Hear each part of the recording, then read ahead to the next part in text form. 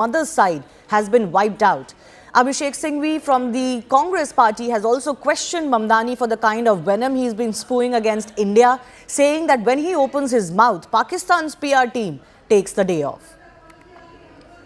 My colleague Pallavi Ghosh is also joining us with more on this. Pallavi, across the aisle here in India, not many fans of Mamdani because his past statements against not just the Prime Minister Narendra Modi but also Hindu community at large, and overall his diatribe against India is not garnering any fans in India.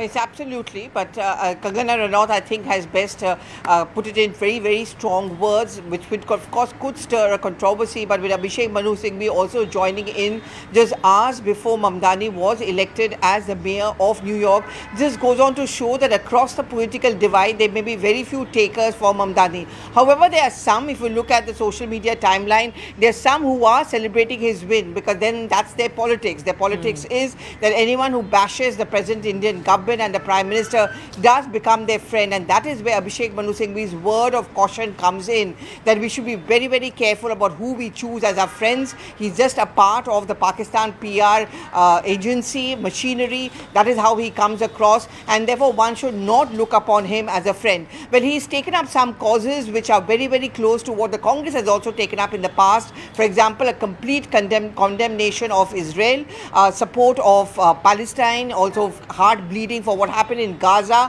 but his rest of the comments trashing the Hindu community has not gone down well even within a section of the Congress party. So I think we're going to see a very nuanced response coming in from here. As of now, I don't see much of an official stand coming in from the Congress, which is hailing the win of Zohran Mamdani as the mayor of New York. Yeah. Several people have in India questioned why, since he's playing up on this immigrant personality of his, especially in a state like New York, why does he not carry any lineage of his Hindu mother? But apart from that, Akansha Swaroop is also joining us. Akansha, Mamdani has also faced a lot of attacks from the Jewish community, which is very strong in New York, because he has been called anti-Semitic. He has famously declined to denounce, globalize the Infidada slogan of particularly the Palestine supporters, and that hasn't gone down with the Jewish community as well. Take us also through how in the democratic setup itself, it has raised a few alarm bells, how he managed to pull off this primary win. Right, he's just a 33-year-old Democrat with severe leftist leanings, something he has been attacked for by the US President Donald Trump in that post he sent out just some hours ago. And he's now being counted in the league of leading Democrats who are seen as rising stars like Alexandria Ocasio-Cortez. So having said that, Shivani, important to highlight, when you talk about how he's called for a globalized intifada, he's taking up for the cause of the pro-Palestinian protests.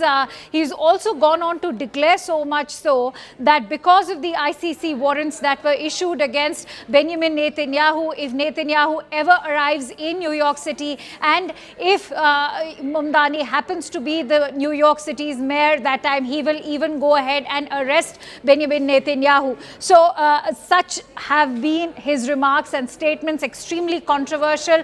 What's extremely vexing for Indians is that during his entire election campaigning, he's really not played up the India story. In his defense, he says his roots, he was born in Uganda. His naturalized citizenship then happened when he moved to America. His wife is a Syrian artist. His father is a Muslim who happens to have roots in Gujarat. And that is why he's played up on that entire angle, where he said that he's vexed as a Muslim who has roots in Gujarat, and he's also alluded to the riots in Gujarat, which is why he's even gone ahead to make extremely controversial remarks. Welcome back. Staying with our live and rolling coverage from inside the ISS. We are bringing you these live visuals as, remember, the docking of the spacecraft of Dragon, SpaceX's Dragon, has finally happened. And what you can see over there are visuals from inside the ISS, which are being live streamed by NASA as that hatch has been opened. And what you're witnessing right now are historic visuals of those 4 astronauts which have finally arrived. And indeed, history in the making. Remember, they are going to be over here on ISS for 14 days. And ISRO has in fact secured a seat for Group Captain Shubhanshu Shukla over there, where he will also be accompanying his crew members to conduct some very significant experiments. And ISRO has said that it wants to launch the country's first ever human space flight in 2027. Not to forget, setting up our own space station by 2035 and send an astronaut to the moon again by 2040. And so this entire mission is going to be very, very significant. Historic visuals coming in for you. The fourth and final member of Axiom Mission 4, representing Hunor in the nation of Hungary, their first visit to the International Space Station as well.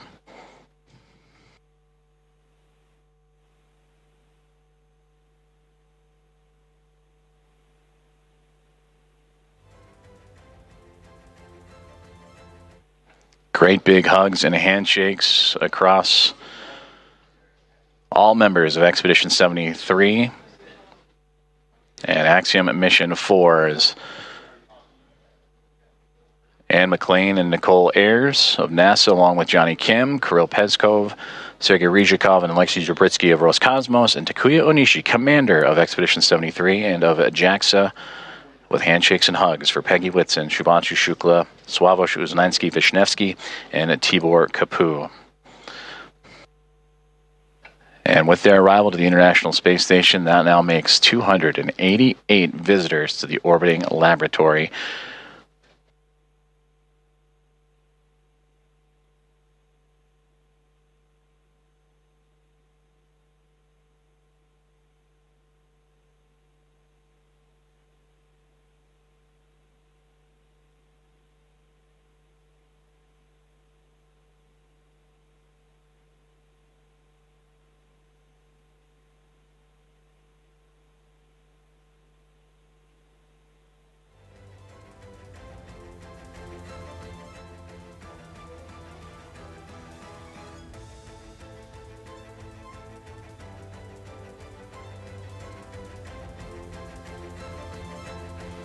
Axiom Mission 4 is now aboard the International Space Station.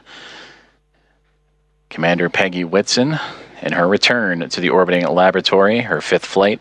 3 is a member of NASA, and her second as commander of Axiom, an Axiom Space private astronaut mission, commander of Axiom 2 and here of Axiom 4. Regaling the crew with smiles and stories. To her left, or our left from her viewpoint, to her right, Sławomir Uznański-Wisniewski of ESA, Shubhanshu Shukla to her left of ISRO, and Tibor Kapu on that far right-hand side of our viewpoint.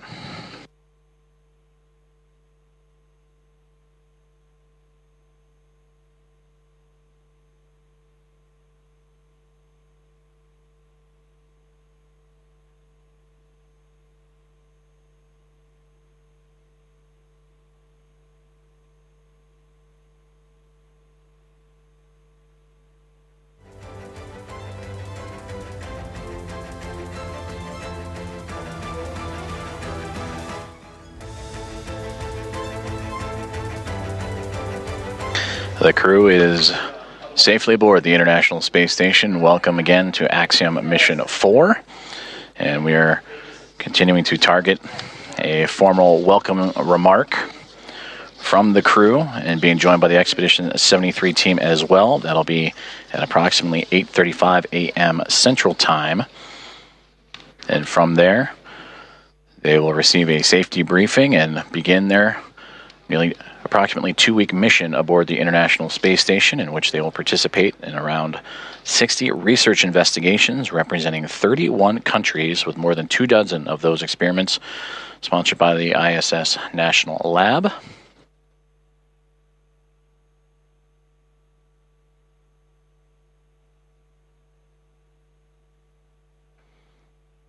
And there they all are, waving back at our coverage here inside of the International Space Station Flight Control Room. Station Houston on 2. Thanks for the wave. Great to see everybody.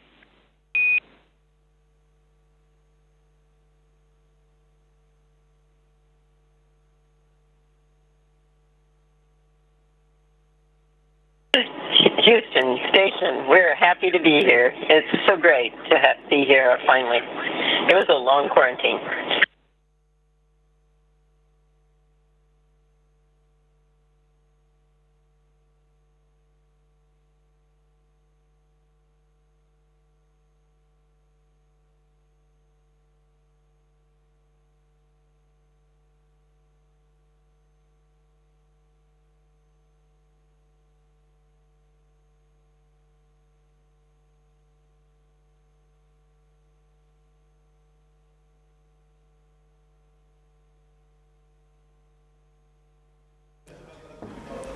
So that there you can see the 4-member crew of the Axiom 4 flight, including Shubhanshu Shukla from India, taking their first sips aboard the ISS. It's like a welcome drink that they're having. This has been a long journey for them, a day-long plus journey for them, and a critical maneuver as far as the docking is concerned. And finally, they're aboard the ISS, where they're going to stay for the next 2 weeks. We are expecting to hear from each of the crew members, including Shubhanshu Shukla, a little bit more in detail, but they are going to be taking some briefings and rest as we speak.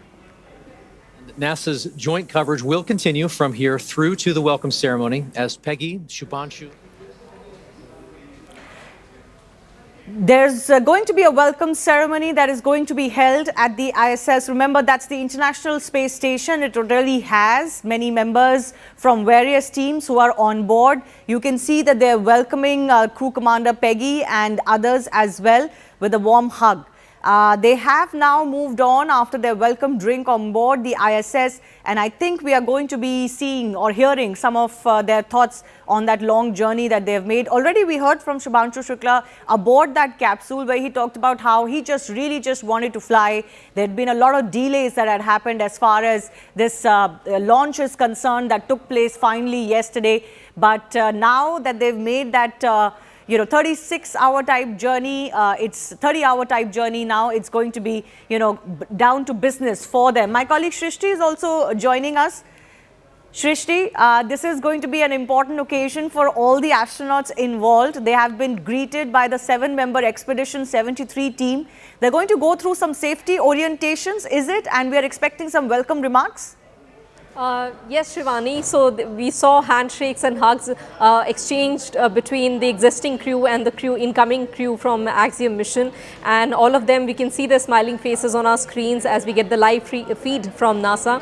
And so, like you said, they have been offered welcome drinks because it's really been a long journey for them. The spacecraft lifted off from Kennedy Space Center around 12:01 p.m. on Wednesday, and it's docked with the International Space Station at 4:01 p.m. So over the next few minutes, we'll see that the existing crew of which is Expedition 73 at the International Space Station, so they will give a safety briefing to all the 4 crew members in order to, this is a standard protocol. Anytime there's an incoming crew, they're actually given a know-how of what is the situation aboard ISS, what are the safety considerations. They'll also be updated about the kind of experiments which are happening there. A basic update will be given. Following that, we'll see a formal ceremony, which is the welcome ceremony traditionally organized, when they will welcome all the 4 crew members, including Group Captain Shukla, Peggy Whitson, Slavos Ozanki, and Tibor Kapu.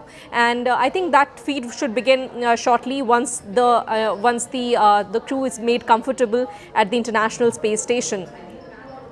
What's the difference like when you step out of that capsule and go into the ISS? Because of course there are arrangements for those zero gravity conditions. We can see, already the crew members floating about, literally flying around. Photographs are being taken now of the new crew members who have joined them.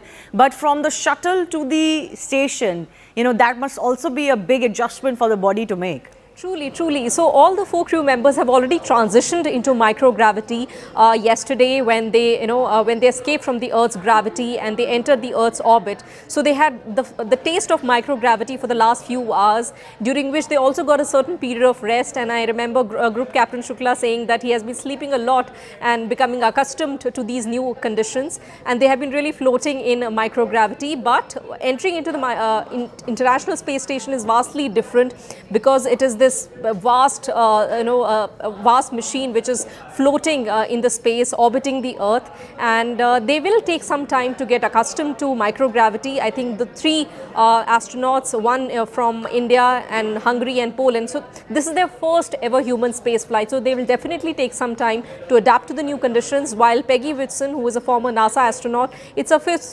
space flight, so I don't think she will have, she'll take more time in adjusting to these new conditions. But yes, they will be educated and they'll be informed about the current situation aboard ISS. So that will definitely take some time, and we can get to know a little more once they once they really exchange their welcome remarks shortly after.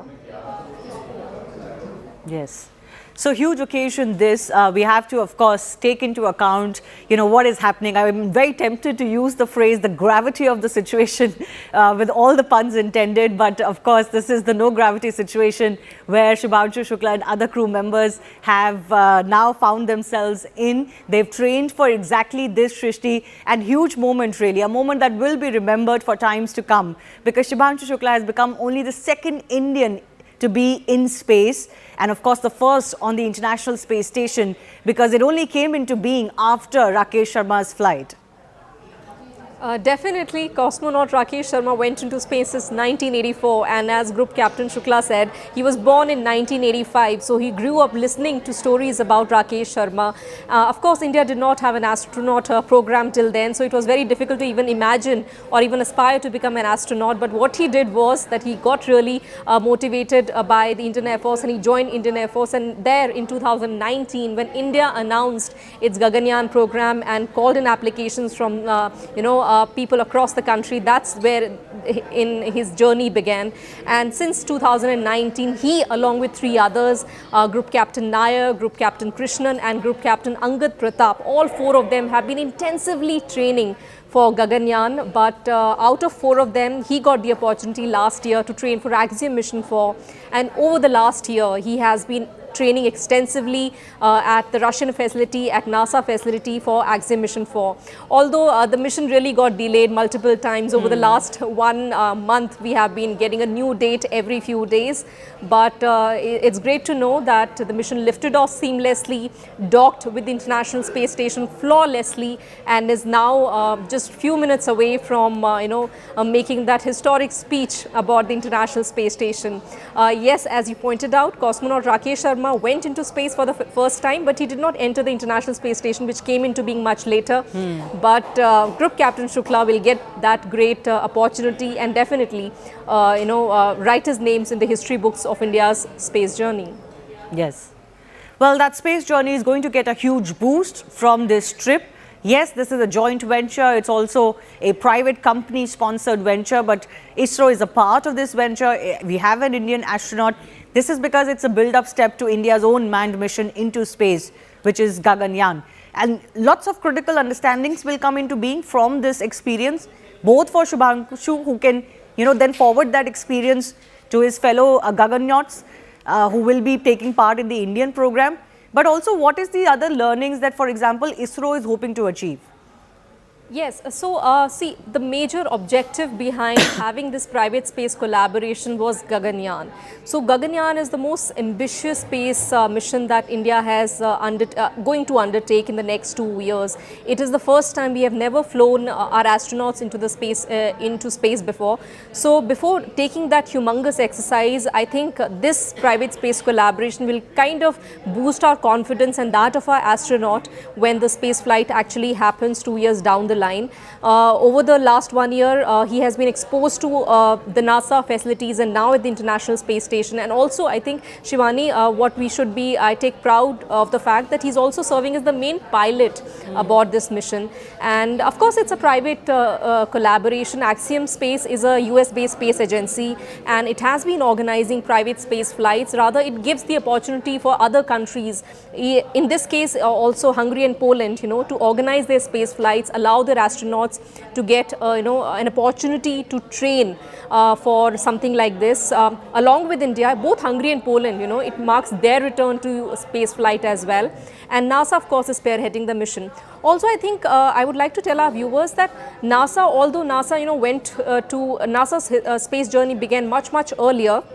But since 2011, it has also been kind of diverting toward its routine missions to private space agencies like Axiom Space, so that it can now focus on bigger interplanetary missions. It has announced its Artemis program to go back to the moon and then, of course, Mars. So it's focusing on those bigger missions, while these routine space flights to the International Space Station will now be undertaken by the private space agencies. In this case, Axiom Space, and of course SpaceX, which has provided us the Falcon 9 rocket for a mission like this. So private space collaboration, I'm sure we'll get to see more of them in the coming few years as well. Well, yes, there has been a big thrust in the private sector. We have, of course, companies like SpaceX that are also wanting to be pioneers as far as interplanetary travel is concerned. In India, also, certain private players have started coming up. But I want you to just elaborate for our viewers, Shrishti, the experiments that Shubhanshu Shukla will be carrying out for India. So, Shivani, this Axiom Mission 4 has about 60 experiments on board, 60 experiments which all these 4 crew members are going to conduct over a period of next 2 weeks. And these 60 experiments are coming from 30 countries, which also include Saudi Arabia, US as well. So, out of them, 4 have, I think 7 have been shortlisted by the Indian Space Research Organization. And even the shortlisting of these experiments was a very intensive process, because scientists from various institutes, they sent in their experiment proposals, out of which 7 were selected. So out of them, I think the main are, they also carry like samples of microalgae and cyanobacteria to understand how they really grow in space, and these microbes can really be helpful in the coming years, because they allow the astronauts to, they also serve as food for the astronauts and also provide oxygen support. Secondly, there are experiments to study how the microgravity impacts your muscle growth, and can some supplements be given to prevent that degrowth from happening. And of course, astronauts stay in microgravity for such a long period of time. So what happens when they get exposed to those screens for such long period of time? So various key areas, and of course we'll also be growing seeds. I mean, germination of seeds will happen in order to. So this is like a first step to space farming that will definitely become a reality in the coming years. And there are experiments from different countries which also focus on more studies about diabetes and cancer growth as well. I just want to understand from you, Shrishti, it's not like there isn't enough experience available globally of what it takes to travel into space. Many astronauts have been at the International Space Station for weeks. We've had, of course, a 2-member crew, including Sunita Williams, that was stuck for an extended period of 9 months. That was unimaginable. Why is it that India is having to carve out this journey of its own manned mission on its own? What kind of collaboration or exchange of information exists in the space industry? Is it very competitive? Do nations not share their expertise so that others can also do something? So I think space is one area where we have seen remarkable international cooperation. I mean, the International Space Station itself bears testimony for the fact that all these countries have been uniting in this kind of research. Remember in 2000 when the International Space Station actually came into being, it came as an example of a collaboration. There was the US-based NASA, Russia-based Roscosmos, then there was the space agencies from Canada as well as Japan, which collaborated, and they launched several modules to make this International Space Station, and it has been orbiting the Earth for almost 25 years now. And I think 5 years down the line, when it matures, and then we'll have another space station, private space station, to be built by Axiom Space. Now, see, India is among the leading spacefaring nations in the world now. This list is, of course, dominated by US-based NASA, then Russia, which was formerly the Soviet Union. China is really coming up fast, and Japan is also a key contender. So at a time like this, I think it becomes important for us, also to have our astronaut program. Our Indian Space Research Organization is running it into its 6th decade. So once we start our astronaut program, years down the line, we'll be able to have much more ambitious programs, because we have already announced that by 2035 we'll have our Bharatiya Antariksh Station, and then we plan to go back to the moon to collect lunar samples, and then of course send our astronauts by 2040. So this is like that first step in that long journey, and I think it's a good time to start that start that process now. Just tell our viewers a little bit about how this collaboration came into being. ISRO, of course, had announced its ambitions to launch that manned mission a while ago, and they're working on a very strict or a tight timeline. Things can sometimes get out of hand. But how did this collaboration of ISRO, SpaceX, and Axiom come about? Yes, so India and US have have partnerships going on in different scientific areas. Space is one of them, and I think we also partnered with the NASA on the Artemis program, considering that we are also keen to go back to the moon. And so this collaboration also was a part of it, because see, apart from Axiom mission, I would also just like to draw attention to another space collaboration. If you remember the NISA program that we have launched, where India and the US scientists are working on this, one of the most extensive Earth observation satellite. In the coming few weeks, we'll also saw that launch also happening. So Axiom Space is the go-to private space agency for NASA when it wants to send its astronauts to the International Space Station. And that is the kind of opportunity that India really tapped into. Axiom Space has carried out 3 space flights before, I think beginning in 2021. The last space flight was, I think it happened in 2024. So when this collaboration was inked, then we selected one of our astronauts to train there, and over the last 1 year he had been training there. Also like to highlight that ISRO has invested about 550 crore on this mission. So it's a high stake mission. The overall Gaganyaan mission is about, I think, 20,000 crore, and this mission is about 550 crore. ISRO also all our missions are very cost effective missions, but I think this kind of collaboration will definitely boost the confidence of ISRO scientists. ISRO chairman Dr. V. Narayanan was in US. He remained in US because when the delays were happening, because we are very conscious and we are very concerned about the safety of our astronaut who's going there, for the very first time. In fact, I was going to ask you about the costs involved. India is known to be extremely, frugal as far as its space exploration is concerned. Our Mars exploration was, our Chandrayaan exploration, for example, was done on a shoestring budget less than what certain big movies cost. Compare that to what we can witness as far as the costs of putting for NASA, for America, manned missions into space to the ISS, and what ISRO is planning to spread. Shivani, that's a very important point, because I mean, as a developing country, a lot of people tend to ask why are we spending so much into sending our astronauts into space when we have so many issues to be handled on the ground. But it's also scientific exploration that all our scientists are really keen and ambitious about. We have sent so many ambitious satellites in the space also. So remember Chandrayaan 1 2008, it was, I think, carried out with a very minuscule budget of about 350 crore. The Chandrayaan, the second Chandrayaan was about, I think, 600 crore. These are very, very, very cost-effective missions compared to what NASA or Russia or probably China or Japan does.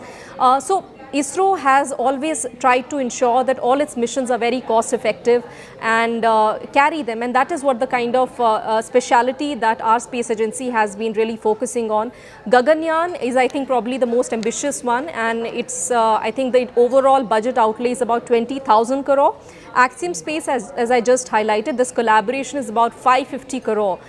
It's still very less compared to what the other space countries are investing in. But then again, that debate comes in because those are developed countries. But I think India has ambitions and ambitions to grow its space economy, and that is why in 2019 the government opened the space sector for private space startups, and then now we see over 200 space startups, like Skyroot, which are also developing their own infrastructure and want to carry out their own launches. Just a few days ago, we also had this great collaboration where we opened the manufacture of SSLVs, the small-scale rockets, to HAL. So we are also collaborating with private sector so that the expenditure can not only be carried out by the government but also by the private sector in the coming few years. All right, we'll move on. Shrishti, thanks a lot for joining us. We'll keep coming back to you for more. We are awaiting some welcome remarks as well.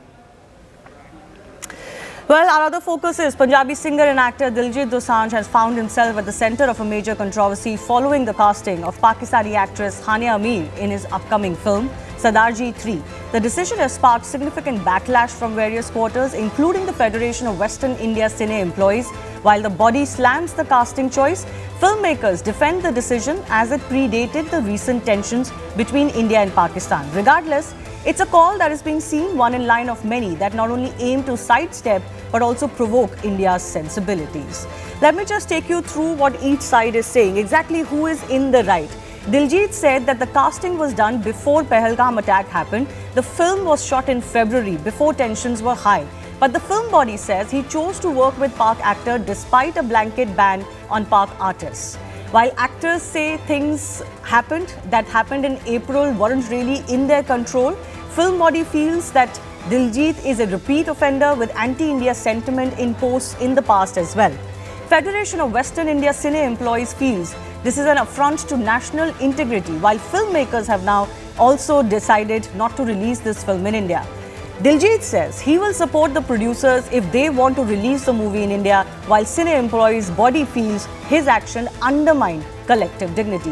What is different though this time is that unlike last few occasions, there is very little support for Diljit in the name of art in this case, especially from his peers and seniors from the Punjabi singing community that have blasted him. Famous singer Mika has been critical of the choice, asking for objectionable scenes to be removed and apology to the country. B. Prak too condemned the choice and alleged some people have sold their souls. Guru Randhawa has joined in saying don't manipulate Indians with another controversy. Only Jasbir Jassi said that many of our songs are copies of Pakistan music or we use their music, so why have these double standards? The question we asked today is simple. Is this boycott call valid or should the movie be allowed to release in India?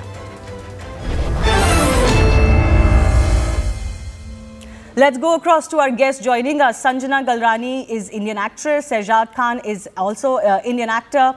B.M. Tiwari is president of the Cine Employees Federation. Surinder Singh Lali is political commentator also with us. Let me take the view of both of our guests from the film industry itself. Sanjana, what is your point of view? Did Diljit Dosanjh cross a line by casting the Pakistani actor? Forget about Pahalgam and forget about Operation Sindoor itself. You know, the sentiment had been the same even before that. What's your take? I want to talk straight from my heart. क्या India में सब actresses मर गई हैं तो जाके पाकिस्तान से लेके आना है? There's so much talent who is wanting to work here, who's seeking for work, and there are very few films made. So why don't we just have to choose and support Indian actors? I love Diljit Dosanjh, and this is not a personal comment, but this comes from a generic mindset. Why do you have to encourage somebody of a nation whom we are any which way is having so many issues with, and why do we have to if she's not of an Indian nationality, if at least she's an Indian living over there, like an NRI in London or something like that, it's understood. But then there's so much talent who's suffering and struggling without work in India, and they are very, very good talents. So why don't you use the locals? So why do you think that happens, Sanjana? Why do you think there is a fetish, for example, for Pakistani talent, especially despite the fact that not only do we have enough talent in India, but there are sentiments involved here? Obviously, see, even if you see cricket, for example, for the smallest example, if there's India playing with any other nation, we are not worried. But when it's India and Pakistan, because of the kind of a crucial history that we have of the partition and everything, we want India to win and we want India to be superior. While at the same time, why don't we give superiority to Indian talent when it comes to the film actresses as well? You know, it's what I would like to say. And I definitely condemn the choice of casting maybe even singers from Pakistan or maybe even actors from Pakistan. Yeah. I am an Indian. I bleed Indian. मैं Hindustani हूँ and I will support India and Indian talent on any given platform. And there's no debate on that. It might be American or any London talent who's earning in dollars or pounds or superstar in their place. Still, I will stand for my India and my Indian talents only. Yeah. Shehzad Khan, there is a certain line that artists, whatever, not just artists, anybody from any profession should not cross. when you know that sentiments are important. Now, as an actor, as an individual, if you have a choice that, okay, I want to work with so and so, fair enough, go ahead. But you know, what is not acceptable is to then cry or play victim when your product or your movie, you know, comes into controversy in India. You should also then be prepared that there is a sentiment, and Indians should also be able to pick and choose what they will support or not support.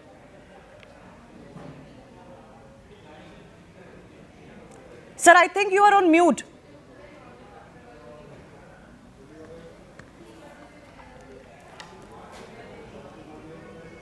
Mr. Khan? I would also like to add here that have you ever seen any Pakistani casting any Indian talent ever in the history of India or ever in the history of the world? We never happened to see a Pakistani film director of Pakistani television serials, which they're so famous with, cast any Indian talent. So what is the need for India to forget about their own talent and give preference to the others? Yeah. And when such sensitive situations occur, they come in as activists and they condemn India in sensitive situations. Yeah. I have seen talents who have worked here, like that woman named Mahira. I think she worked with Shah Rukh Khan. She really spoke very bad about India when the Pahalgam attack happened, and this is what we deserve. That they come. You're they work absolutely in India, right. You're we absolutely worship right. them, we give them work, and then we take a slap on their face in social media when something sensitive happens. You know, India I was have no slowly a problems if victim in the Pakistanis are supporting Pahalgam their own attack. country, that's fine. But then as Indians, Indians are allowed to support India too, even at the cost of other nationalities. You know, Russian athletes have been banned even in sporting events because of Russia-Ukraine war. Palestinian activists or supporters have harassed Israelis or Jews in music concerts. I'm not endorsing any of it, but at least don't play fast and loose with Indian sensibilities. Is Mr. Khan back with us? Yes, Mr. Khan, go ahead. क्या जरूरत है ये करने की? क्या करने की? ये पाकिस्तानी एक्टर्स को हायर करने की क्या जरूरत है? देखिए, दिलजीत उस फिल्म का एक्टर है, हीरो है. बाकी डायरेक्टर तो शायद कोई और है, प्रोड्यूसर जो है हमारे हिंदुस्तानी है. उन्होंने कुछ सोच समझ के ही उसको कास्ट किया होगा. May be she was shooting the character और whatever must be the reason. And Diljit is a very big international star. So he नहीं, यहाँ पे इंडिया में हीरोज का बहुत चलता है. Sanjana, can I just request you to just let him have his say, please? Yes. नहीं, heroes की ही चलती है यहाँ पे और बाद में of course देखिए, या तो आप मोहतरमा आप Sanjana, just 1 second. Let's not speak over each other. Yes, Shehzad. जी, ऐसा है कि दिलजीत एक इंटरनेशनल स्टार है, तो हो सकता है कि he wants to cater to every audience of his from Really? countries. इतना डेस्परेशन है शहजाद जी कि आपको पाकिस्तान को केटर करने की जरूरत पड़ रही है, तो इतने बड़े क्या स्टार है फिर आप? जब डोनाल्ड ट्रम्प केटर कर रहे हैं तो फिर दिलजीत बेचारा क्या है? इसका क्या मतलब है? डोनाल्ड ट्रम्प को भी तो अपोज कर रहे हैं ना इंडिया में. दूसरी बात ये है कि ये फिल्म जो है ये पहलगाम के हादसे से पहले शुरू हुई है, बनी है. तो व्हाई शुड वी कहते हैं ना, तो बड़ी अच्छी कहावत है, इस वक्त मेरे दिमाग में नहीं आ रही है. तो हम क्यों उस चीज को इनको सजा दें उस चीज के लिए? अब जो हो गया वो तो उसके बाद ही हुआ ना. नहीं, पर उससे पहले भी सेंटिमेंट्स बहुत ज्यादा अच्छे नहीं थे. The question is, why is there an insistence that you can't find any other talent even if you want to be international and you only want to work with Pakistani actors? B.N. Tiwari is president of the Cine Employees Federation. आपकी federation ने सबसे पहले ये stand लिया है कि आप इस फिल्म को रिलीज नहीं होने देंगे. तो लोग ये कहते हैं कि आप रिलीज होने दीजिए, लोगों को नहीं देखनी है तो नहीं देखेंगे. ऐसा नहीं है मैडम. ऐसा है कि हमने 2019 में लेटर दिया था जगदीश दोसांझ को, दिलजीत दोसांझ की भाई आप ये डॉलर्स में जो शो कर रहे हो उसको शो को रोक दीजिए, क्योंकि पुलवामा अटैक हुआ था. तब से हमने लेटर सबको इशू किया था. आवाज नहीं आ रही. हाँ, बोलिए. तब से हमने लेटर इशू किया था. उनको बिल्कुल पता था. बहुत सारे सिंगरों को, बहुत सारे परफॉर्मर को हमने इन्फॉर्म किया था कि कोई भी पाकिस्तानी ऑर्गेनाइजर के साथ, चाहे वो देश में हो चाहे विदेश में हो, किसी तरह का कोई शो नहीं होना चाहिए. कोई भी कलाकार, चाहे सिंगर हो या फिल्म आर्टिस्ट हो, प्रोड्यूसर हो, पाकिस्तानी बाइकआउट किया गया है. पाकिस्तान के साथ हम कोई भी रिश्ता नहीं चाहते हैं. तब से इनको पता है. अब ये बोलते हैं कि हमारी पहलगाम से पहले ये हमारी फिल्म शुरू हुई थी. ऐसा कुछ नहीं है. हम जब 19 में 5 साल 6 साल पहले लेटर दे चुके हैं, तो पहलगाम तो बाद में हुआ ना। बिल्कुल। इनको कोई तो भी फिल्म करने का, हिंदुस्तान में इतने टैलेंट हैं, इतने लोग हैं। तिवारी जी, मैं आपसे एक बात पूछना चाहता हूँ। आप बड़े भाई की तरह है, आप काफी सालों से हैं इसमें, तो आपने शाहरुख खान की फिल्म को रिलीज होने दिया, उसमें भी शायद पाकिस्तानी हीरोइन थी, और आप हिंदुस्तान पाकिस्तान जो है जाके दुबई में क्रिकेट खेलता है, उस पे वो सब चीजें अलाउड है। सर हमने देखिए अबीर गुलाल को रोका, उन्होंने अपनी फिल्म को रोक लिया है। हमने बहुत सारे लोगों को रोका है, ऐसा नहीं है। सलमान भाई शो कर रहे थे, डालास में सलमान भाई शो कर रहे थे, और उन्होंने शहबाज भाई उन्होंने प्रोग्राम को कैंसिल किया। यही सिंगर थे। हर बार इनको पाकिस्तान से इतनी मोहब्बत क्यों है? जब देखो तो ये पाकिस्तान के ही साथ आर्टिस्टों के साथ, हिंदुस्तान में आप जैसे कितने कलाकार हैं, कितने हमारी हीरोइनें टॉप क्लास की, वर्ल्ड लेवल की हीरोइनें हैं, उनके साथ काम कर सकते हैं। हमें उनके साथ क्यों रिश्ता जोड़ना जो हमारे खून के साथ खिलवाड़ करते हैं? Can I just come in? I want to go across to Surinder Singh Lali as well. You know, the question that arises is artists today carry a lot of power, lot of privilege, if I can say so, and they do make their position heard on many issues. I mean, Diljit Dosanjh made his position heard on the farmer agitation in India, but you can't take a stand when it comes to India and Pakistan. What does that say? You're not an ordinary actor. You're a superstar. You carry a lot of weight. It has to be with your agreement. It's not just that, oh, you don't have control over who you work with and who is casted against you. Mr. Lali. Thank you, Shivani. Shivani, my shirt is dear to me, but more dear to me is my skin. Now, what am I trying to say in that? You know, contracts, finances, concert shows will come and go. But Diljit has to understand that end of the day, he is a Punjabi Indian star who comes out of India. I wear a turban too. 3/4 of the world still does not differentiate between a Sikh and an individual from Iran or somebody from Africa also wears a turban. So I feel Diljit has to understand that the sensitivities of the armed forces, people whose families have been fighting from 1947 till Operation Sindoor, are far more important, because once you become a celebrity, you come with a lot of responsibility. So that's one thing. And the other thing is, you know, you've been asking this question to the other panelists, that why this obsession for Pakistan? Shivani, when India was divided in 1947, 65% of Punjab went to them and 35% came to us. And out of the 24 crore population of Pakistan, 67% of them is Punjabi, which means that the number of Punjabis living in Pakistan is 3.5 times more than the Punjabis in India. Our Punjab's population is 3 crore, another 2 crore, the likes of me who live outside, Punjab. So there it's all, as they say in America, it's all about money, honey. That's why they get Pakistani stars, because then they get to open their audiences to 3 times more Punjabis that live out of it. And my only last point would be that Diljit has to understand one thing, that it's this country that has made him a star. So he cannot be insensitive to the feelings of Indians, because he comes with a lot of responsibility, all that love and adulation. He has to be the right role model, because in today's day and age, when the family system is almost getting nuclear, a lot of people look for role models for such stars. They follow them more than they follow their parents. Yeah. So my 2 cents to Diljit would be that losses will come and go, whatever it happens, you have insurances. But please be the right role model, because if not this, you'll get another movie and you'll still make your money. So you made enough by the love of Indians anyways. No, in any case, see, like I said, as an individual, you want to do something, you feel you want to work with Pakistani artists, fair enough, it's your individual freedom, you can do whatever you want, frankly. But then don't expect that Indians should not react. I think this whole mentality that, no, we are going to work and, you are being small-minded if you're not allowing it, that's not fair. Sensibilities and senses of all people must be respected, and they must be allowed to express themselves. But with that, I do want to ask Mr. Tiwari, who's joining us, sir, कोई rethink आपकी तरफ से possible है? कोई दिलजीत दोसांझ को ही ban करने की अब बात उठी है कि उन्हीं को बैन कर देना चाहिए?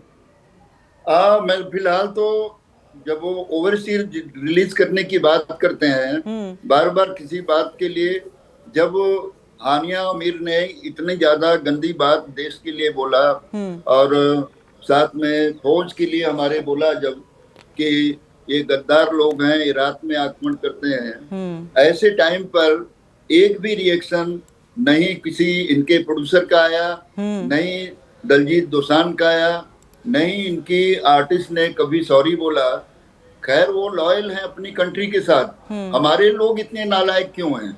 हमें तो बड़ा आप अफसोस होता है। ये दिलजीत की जो मूवी है ये रिलीज नहीं होने देंगे, लेकिन उनके जो फ्यूचर प्रोजेक्ट्स हैं क्या उसको भी अपोज करेंगे? बिल्कुल, हमने उनकी शूटिंग जो है 1 तारीख से होने वाली है पुणे में एनडीए के अंदर। हमने होम मिनिस्टर को और अपना रक्षा मंत्री को भी लेटर लिख दिया है कि हमें सिक्योरिटी, नेशनल सिक्योरिटी के लिए प्रॉब्लम होगा। एनडीए में दिलजीत दोसांझ जैसे किसी कलाकार को लेकर के शूटिंग नहीं होनी चाहिए। हमने प्रोड्यूसर को भी लेटर लिखा है। जो देश का नहीं है, देशभक्ति जिसमें नहीं है, वो अभी लोग बोलते हैं कि दिलजीत दोसांझ जो है केवल एक्टर हैं, नहीं वो प्रोड्यूसर भी हैं, उनका नाम प्रोड्यूसर में भी है। तो उनको यदि अपने पैसे के लिए पाकिस्तान में अपनी फिल्म को लगानी है, पाकिस्तानी कलाकारों के साथ काम करना है, तो पाकिस्तान में ही काम करें। हिंदुस्तान में किसी भी प्लेटफॉर्म पर यदि ये फिल्म रुकती नहीं है, 27 को रिलीज होती है, तो हम इनको हिंदुस्तान में किसी भी प्लेटफॉर्म पर इनको कोऑपरेशन नहीं कर सकते हैं, इनका बाइकआउट करेंगे। Sanjana, you wanted to come in. Final comments, please. 30 seconds. I feel very bad for the film to get boycotted. You know, a film should not be boycotted क्योंकि उसमें बहुत ही सारे artists की, technicians की बहुत दिल से मेहनत लगती है. And I feel this film should release this time. And whatever has happened for the worst. But now onwards, this should be set as an example for no more Pakistani actors to be casted anywhere in India. But I honestly think कि producer को इसके लिए सफर नहीं करना चाहिए। करे कोई भरे कोई, कास्टिंग डायरेक्टर ने की होगी या कास्टिंग हीरो ने किया होगा, बट लॉस तो प्रोड्यूसर का हो रहा है। ये बहुत ही बुरी बात है। But it is a collective responsibility. Producers also would have known exactly what's going on as far as the film is concerned or the casting is concerned. So it is a collective responsibility, and nobody should be seen as playing fast and loose with people's sentiments. When it comes to the country, the entire country is together, and after Pahalgam, we have seen especially that the entire country has come together. There's very little patience left with the country as far as friendship with Pakistan is concerned. I leave it at that. I do thank our guests for. Yes, Mr. Lally, you wanted to come in? 20 seconds, sir. 20 seconds. Diljit wears a turban and so do I. We are less than 2% of the Indian population and 8% in the Indian army. So Diljit has an added responsibility to live up to the high morals and the brand value which this article of faith brings to the sword arm of India. We're the martial community. Okay, sir. Thank you so much. I do thank our guests for joining us. Moving on, after a very short break, we'll get to the other big story we're tracking. India has showed Pakistan and China both a mirror at the SEO meet. We'll get to the details in just a bit.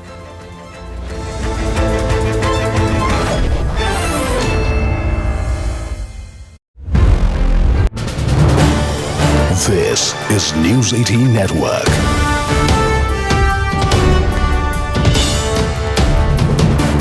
India's largest news network.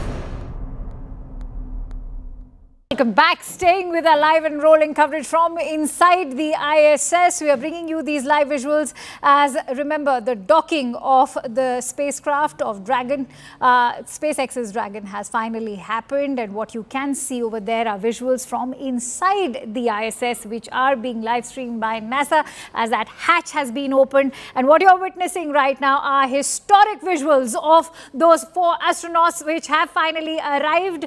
And indeed, history in the making. Remember, they are going to be over here on ISS for 14 days, and ISRO has in fact secured a seat for Group Captain Shubhanshu Shukla over there, where he will also be accompanying his crew members to conduct some very significant experiments. And ISRO has said that it wants to launch the country's first ever human space flight in 2027. Not to forget, setting up our own space station by 2035 and send an astronaut to the moon again by 2040. And so this entire mission is going to be very, very significant. Historic visuals coming in for you. The fourth and final member of Axiom Mission 4, representing Hunor in the nation of Hungary, their first visit to the International Space Station as well.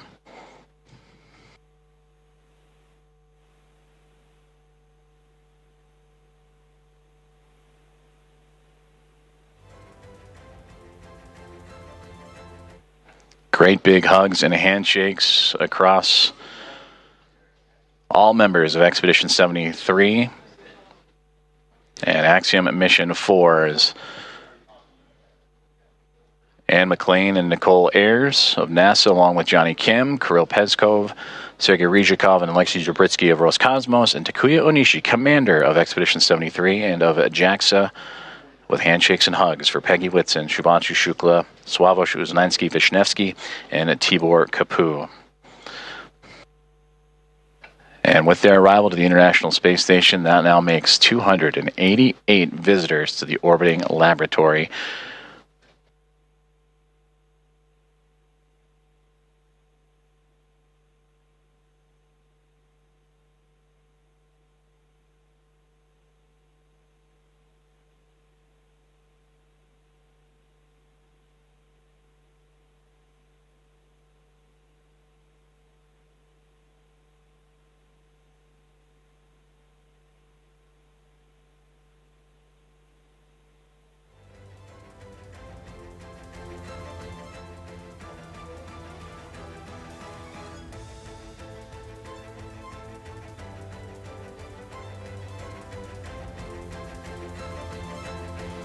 Axiom Mission 4 is now aboard the International Space Station.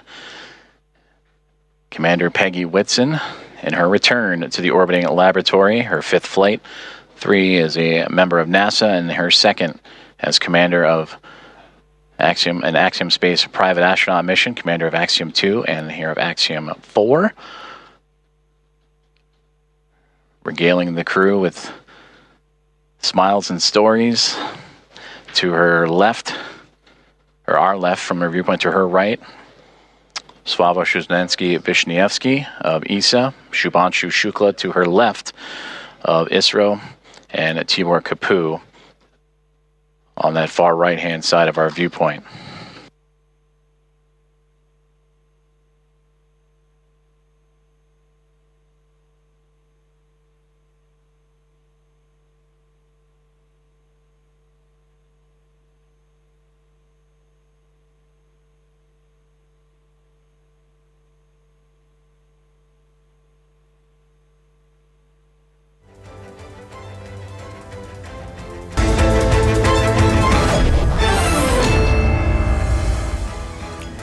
Welcome back. At the Shanghai Cooperation Organization meet in China's Qingdao, India stood its ground firm as it rejected Pakistan and China's agenda on the global stage.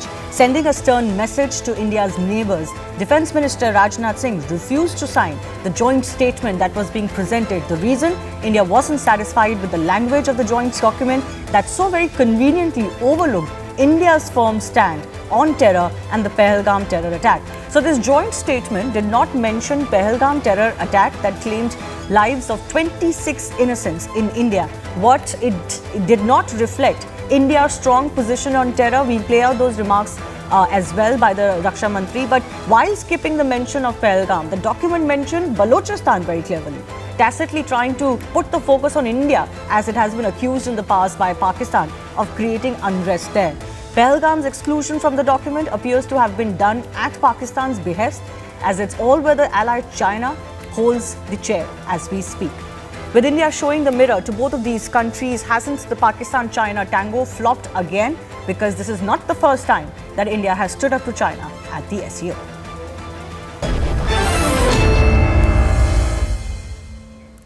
Let's go across to our guest joining us, Ashok Sajjanhar, former Indian diplomat, Professor Swaran Singh, Professor of the Center for International Politics at JNU, also joining us. Gentlemen, thanks a lot for your time. Mr. Sajjanhar, your thoughts on the Defence Minister, just dropping his pen and saying, I'm not signing this. Do you think India was alert and smart to the fact that, we're not going to allow this happen? This is not the UN where you have greater might. At least here, India will not sign such a document. Yeah, thank you very much, Shivani. Absolutely. I think what India has demonstrated is that it walks the talk. India has very clearly stated that we have zero tolerance to terror. We have, will not be cowed under nuclear blackmail as far as terror from Pakistan is concerned. And we will, if there are terror attacks, we'll hit back. The punishment will be very severe. And if there is no mention of the cross-border terrorism, then of course India is going to push back. I think India has demonstrated that where its interests are involved, its self-interests are involved, its sovereignty and territorial integrity is involved, India will stand its ground and it is not willing to sign on the dotted line, so to say. So I think the message is very clear. This isn't the first time that India has stood up at SCO. It has also repeatedly, 3 times, if I can remember correctly, refused to sign a joint statement. Professor Swaran Singh, when it came to the BRI, for example. But what do you make of attempt today to not include Pahalgam, not include India's right to defend its territorial integrity, instead mention Balochistan? Clearly, I think it's a myopic focus of the host, China. And as a host, a country has to be very careful to ensure that the joint statement really comes out. And in Shanghai Cooperation Organization, which works on consensus, obviously a mischievous attempt to create a joint statement which is very biased resulted in no joint statement. So. In that sense, I think it's a very strange thing that China decided not to mention the attack in Pahalgam, because originally when SCO was created in 2001, the fundamental objective of SCO was to deal with terrorism and of course energy security. And I think as a leading nation of Shanghai Cooperation Organization with secretariat in Shanghai, China has kind of deserted its leadership role that was required of China, has deserted its role as a host, and created a situation where obviously one country was bound not to sign that document. And I think other than reflecting on its myopic understanding on how to lead SCO, it also reflects a kind of unusual kind of propitiating the military junta, the military leadership in Pakistan, which is now leading the decision making in Pakistan, and mentioning Balochistan, which is not at all in discussion. Why should you bring in something which is not in discussion, and create a situation where a country is not going to sign it, and it means both. It's kind of impacting relation with India, but also impacting the organization itself, which obviously could not. We've seen. I've limited time, so I'll take 30 seconds very quickly with both of you. Ashok Sanjanahar, we've seen that some countries, and Defence Minister mentioned this, there cannot be double standards on terror, right? We cannot talk very high and mighty, but actually then ignore the terror that is convenient to us. But we're seeing a tendency, particularly from China, to hijack certain bodies, like the UN Security Council and even the SCO, to kind of make it toe only an agenda that suits it. Other countries have to stand up to it. No, absolutely. As far as the UNSC is concerned, there are 5 members who have a veto there. As far as SCO is concerned, it is thought that this is a China-dominated organization. You would remember its genesis, 1996, 5 countries. It was the Shanghai 5, then it became the Shanghai Cooperation Organization in 2001, 2002 with headquarters in Beijing. So, after that, it has been, it was seen as dominated both by China and Russia.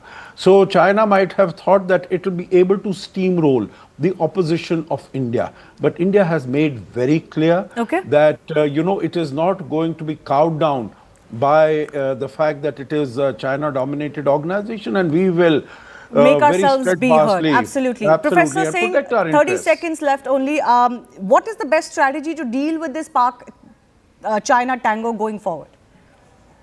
I think there is no way India will have to stand strong and repeatedly burst that kind of unusual the kind of relationship that China maintains with Pakistan.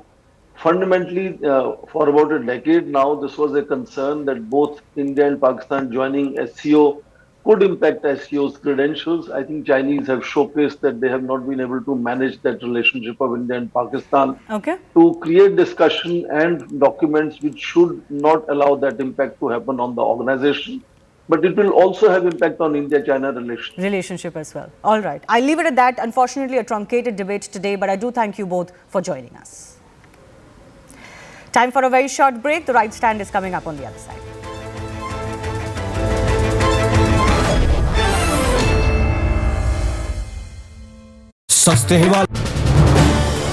This is News 18 Network.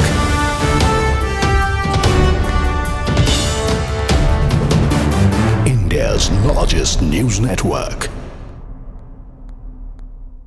Welcome back. Staying with our live and rolling coverage from inside the ISS. We are bringing you these live visuals as, remember, the docking of the spacecraft of Dragon, SpaceX's Dragon has finally happened. And what you can see over there are visuals from inside the ISS, which are being live streamed by NASA as that hatch has been opened. And what you're witnessing right now are historic visuals of those 4 astronauts which have finally arrived.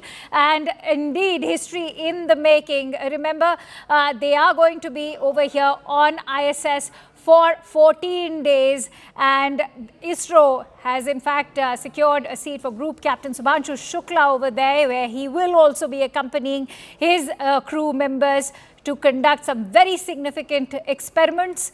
And ISRO has said that it wants to launch the country's first ever human space flight in 2027. Not to forget, setting up our own space station by 2035 and send an astronaut to the moon again by 2040. And so this entire mission is going to be very, very significant. Historic visuals coming in for you. The 4th and final member of Axiom Mission 4, representing Hunor in the nation of Hungary, their first visit to the International Space Station as well.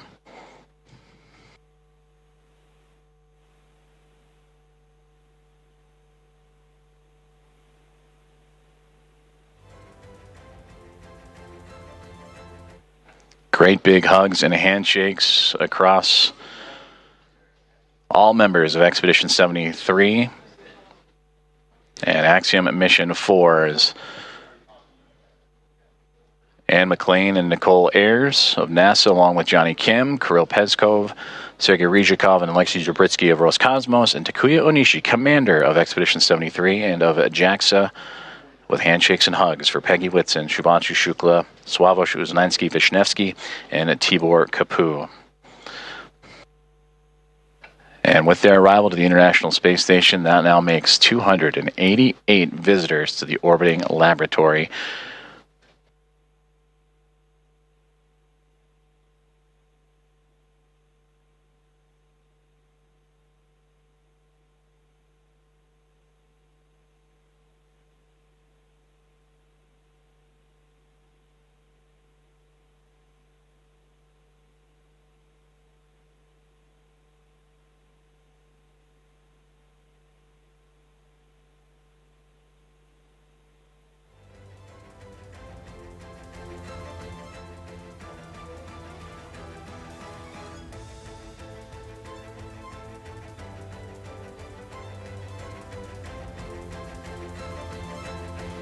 Axiom Mission 4 is now aboard the International Space Station.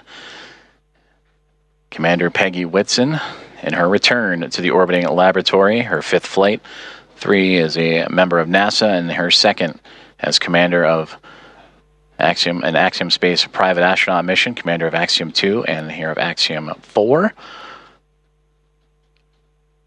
Regaling the crew with smiles and stories. To her left, or our left from her viewpoint, to her right, Sławomir Uznański-Wisniewski of ESA, Shubhanshu Shukla to her left of ISRO, and Tibor Kapu on that far right-hand side of our viewpoint.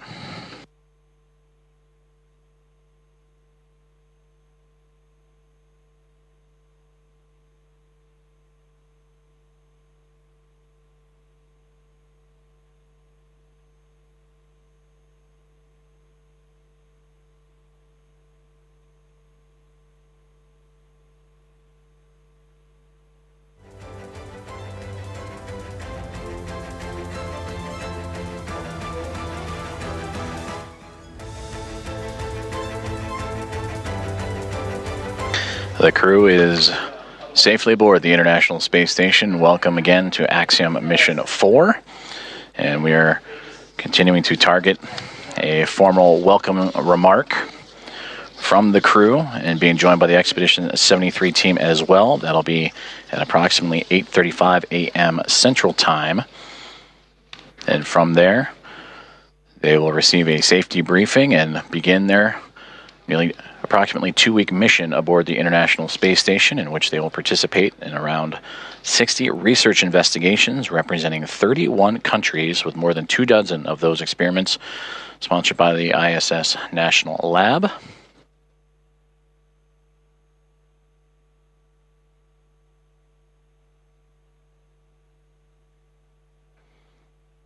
And there they all are. This is News 18 Network.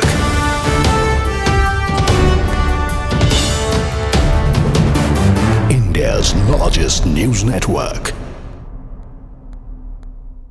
Welcome back. Staying with our live and rolling coverage from inside the ISS. We are bringing you these live visuals as, remember, the docking of the spacecraft of Dragon, SpaceX's Dragon, has finally happened. And what you can see over there are visuals from inside the ISS, which are being live streamed by NASA as that hatch has been opened. And what you're witnessing right now are historic visuals of those 4 astronauts which have finally arrived.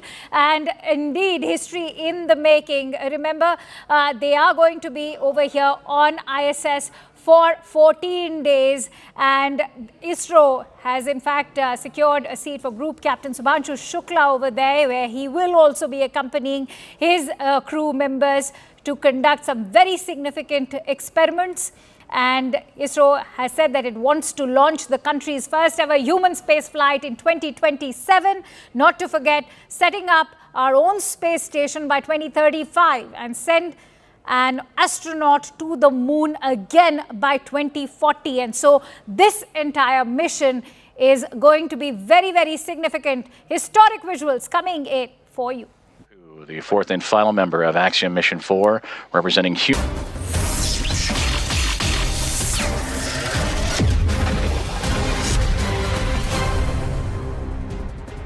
Good evening. You're watching The Right Stand with me, Poonam Borde.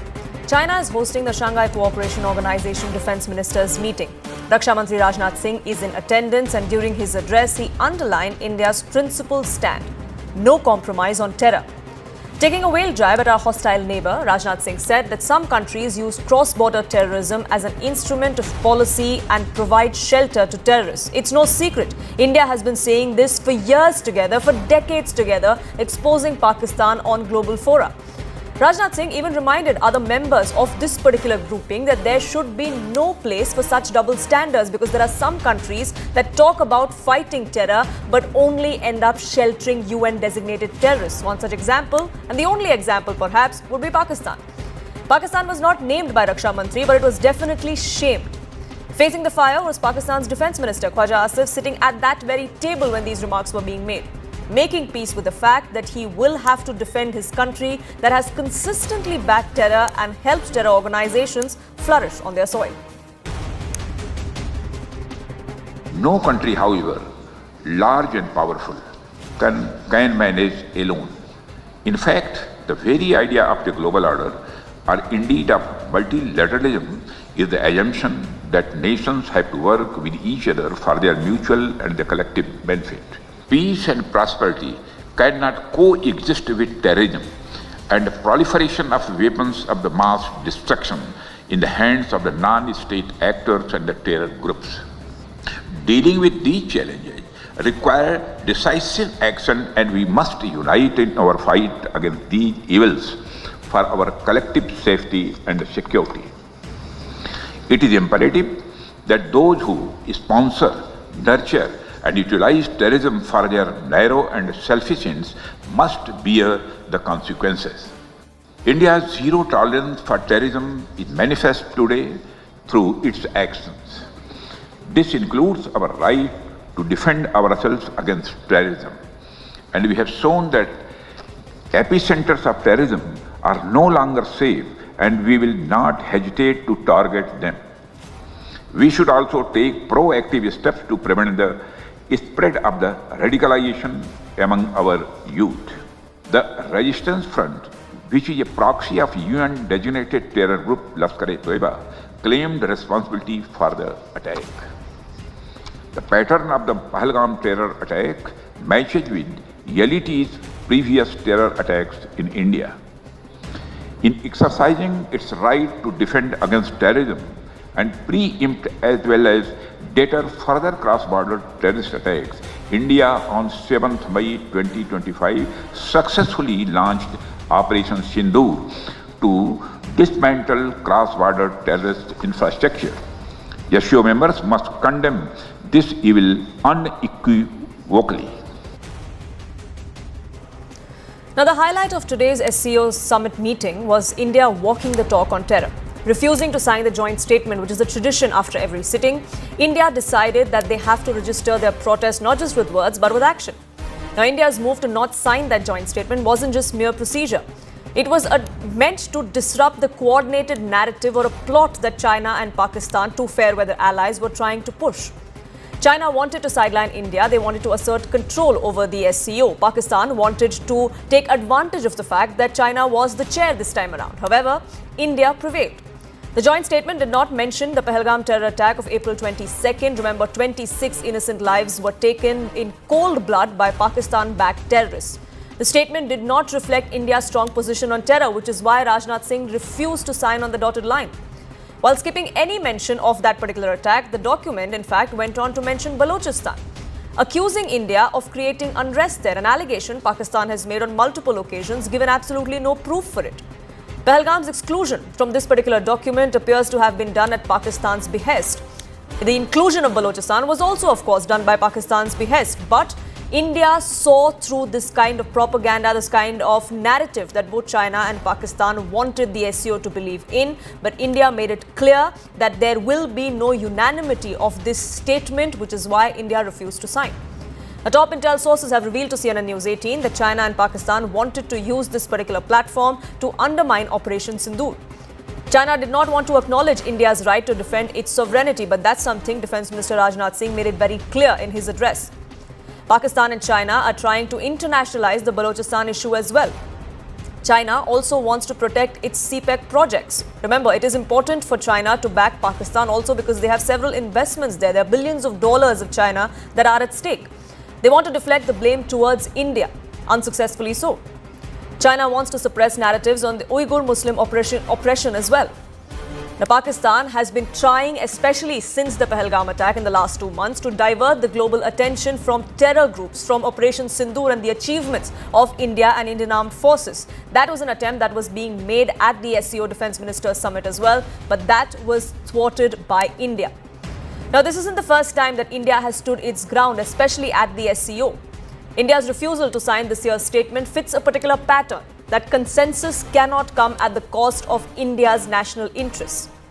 At last year's SCO summit in Astana, India refused to endorse China's ambitious One Belt, One Road initiative. Ever since its inception, India has been objecting to it. This was the third time that India had done so last year. The year before that, India was the only nation at the SCO summit to not sign an agreement that was supporting this ambitious project of China. All member nations, barring India, supported that BRI in a joint declaration. The same year, SCO Leaders Summit, which was held virtually, concluded with a joint communique. It was called the New Delhi Declaration, along with a separate joint statement on cooperation in countering terrorism. India made sure that China, Pakistan were put in their place and they had to sign on a document that spoke about terror and a united front against it. In 2018, India cited sovereignty concerns over the Belt and Road Initiative. India emerged as a silent dissenter after 2 days of deliberations during the SCO summit, which was attended by Prime Minister Modi. The defense ministers' meeting has concluded. I understand that they could not adopt a joint statement. I also understand that certain member countries could not reach consensus on certain issues, and hence the document could not be finalized. On our side, India wanted concerns on terrorism reflected in the document, which was not acceptable to one particular country, and therefore the statement was not adopted. But we had participation of our Raksha Mantri. We issued a press release. The press release is very instructive in how we look at the threat of terrorism. Let's open this up. Deepak Vora, former diplomat, joins us on this broadcast. Lieutenant General Sanjay Kulkarni, former DG of Infantry Indian Army, and Professor Victor Gao, Vice President at the Center for China and Globalization, Chair Professor of the Soochow University, is with us on this broadcast as well. But let me begin by asking Deepak Vora, is this the first time that you've seen something like this happen, that at the end of a summit, which is procedural for a statement to come out that's signed by all members, that India has refused to do so, and for a reason that has been made amply clear to not just the SCO grouping but to the rest of the world as well? Well, thank you very much, ma'am. Always a pleasure to be on your amazing channel. And by the way, I just heard the way you put across the issues involved. You're brilliant, ma'am. I feel quite inadequate compared to you. And then, of course, you have General Kulkarni, whose knowledge is much greater than mine. Let me begin, as we do in diplomacy, by trying to understand the basic issue. I call the SCO the 25-35-45 organization, 25% of global area, 35% of global GDP in PPP terms, and 45% of the world's population. Why was it formed?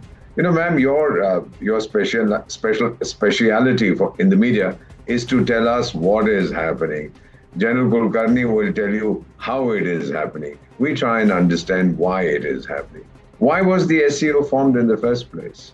What was the issue? Initially 6 countries. First there was the Shanghai 5, 6 countries, then it became 8, now it's 10. I believe it was for, as the name implies, it's a China-centric organization, Shanghai Cooperation Organization. The G20 is not the Delhi G20 or the Nigeria G20 or whatever. It's a group. This one has a specific country's city's name attached to it. So it's China-centric. I believe it was created, and I've attended some of their meetings, ma'am, to enable the Chinese fox to tend to the post-Soviet henhouse. Central Asia, all right, Russia's influence must never come back there. So China is around. And then all this BRI rubbish and so on, what they have been doing. So the first thing is, what was the intention? The intention was to keep Russian influence out of Central Asia. Subsequently, of course, Russia and China became lovey-dovey, sweetheart, but nevertheless, they don't trust each other. And I've seen this in many, many meetings. The second issue you've raised, ma'am, I am seeing now for the first time after 52 years in diplomacy that we no longer believe in that dossier diplomacy. Now it's deadly direct action diplomacy. What did the defense minister say? Earlier we would run to everybody, uncle, look what the Pakistanis are doing, here's the file, please read it. We don't do that anymore. What did he say? He just didn't say that we'll hit the terrorists who come. He said we'll hit the epicenter. And we don't need anybody's permission. We treat it as an act of war. That's a very powerful statement. And then that is followed by a refusal to sign because the Pakistanis say, oh, in Balochistan, look what's happening. All right, Tiger, let me tell the millions of people who watch your show. The Baloch are fighting for their freedom, for their independence, and they are hitting Pakistani security agencies. Your chaps come and kill 26 innocent civilian tourists on the basis of their religious identity? No. This is not acceptable to anybody at all. And I think we have done the right thing. We have shown this is no longer indecisive. By the Raksha Mantri at this particular summit as well, in his address, the Raksha Mantri made it very clear that India has its right to self-defense, and this is exactly what we did. We had to hit back at Pakistani-based terror organizations because they have been spilling blood on Indian soil for decades together. But Professor Gao, I want to ask you this: wasn't the whole point of the Shanghai Cooperation Organization, the grouping, the Shanghai 5 as it began, was to foster regional peace? Wasn't that one of the objectives? So when a fight against terror is being spoken of, why is it that China doesn't want a unanimous statement to come out? Why does China want to leave out the message of fighting terror? Thank you very much. I think the SCO was founded decades ago to deal with the spillover of terrorism, extremism, and radicalization out of Afghanistan after the outbreak of the American-led Afghan war, more or less around 2001. So I think anti-terrorism was actually one of the dominant themes of the SCO to start with. So don't get us wrong that anti-terrorism of all forms, shapes, and colors should remain a dominant theme for SCO. However, whenever you have a terrorist attack taking place anywhere in the world, you need to get to the bottom of the situation. You cannot jump the gun and then immediately point to another country as if that country is the sponsor of the terrorist attack. There should be a due process, go through all the investigation, come up with all the evidence before you can point your finger at any particular sovereign country. Now, I think this is what happened. The terrorist attack several months ago was condemned by China, and by me personally. I condemn all kinds of terrorist attacks, but you cannot just jump the gun and say a certain country was organizing the terrorist attack and you have the right to take your point there, Professor Gao, but let me country. interrupt and ask you this, because you say that you can't jump the gun. Then why is it that the same thing was done by China at the nudge of Pakistan to try and blame India for what happened in Balochistan a few weeks ago with the Jafar Express? Is there any evidence to back that India helped any of those Baloch Liberation Army members to attack that particular train, to kill so many Pakistani military agents? Is there any proof of that? Did China not jump the gun when that was included in the statement? No, facing with these situations, I think we need to exhaust ourselves in doing thorough investigation. What's happening in Balochistan is not only a terrorist attack, it's kind of trying to split Balochistan away from Pakistan. So it's much more than a terrorist attack. It's a separatist movement very much against the fundamental national interest of Pakistan as a united country. And I think Pakistan as a united country has all right, as any other country faced with such separatist movement, to use all the wherewithals at its disposal to fight off such separatist movement. So I think the nature of the situation is completely different. You are talking about an isolated terrorist attack involving Indian nationals on the one hand. You are talking about a highly organized and structured separatist movement trying to pull a very much large part and the Pakistani administration and the government, the army can fight the Baloch Liberation Army on its own. Why blame India was the question that I was asking. But Lieutenant General Kulkarni, we've seen this kind of narrative that's being built by Pakistan on multiple global fora like this, especially in the last 2 months in the aftermath of the Pahalgam attack and of course Operation Sindoor. Pakistan has been running desperate, trying to knock on doors of several of its allies. Unfortunately, most of them, including the United States, have backed India's right to self-defense and to defend itself in the face of such terror attacks. With utmost respect to Mr. Victor, because he seemed to have jumped the gun in blaming India when it came to Balochistan, and in taking time to blame Pakistan for what it is doing in India and using terrorism as an instrument of state policy. I think he has his point of view. I will not dispute it, because he puts terrorism as one part and he's calling Balochistan something in which he does not hesitate in blaming India for what is happening in Balochistan, which is absolutely incorrect. For anybody who goes back to 1948 until date would know very much that Balochistan wasn't part of Pakistan and it was by force taken by Pakistan, and therefore that whatever is happening today in Balochistan is the cause of the Balochis themselves. India has got nothing to do with it. Well, even in the Mumbai attack, we gave Pakistan enough evidence, and we did tell not just Pakistan, the entire world, that Pakistan was deeply involved.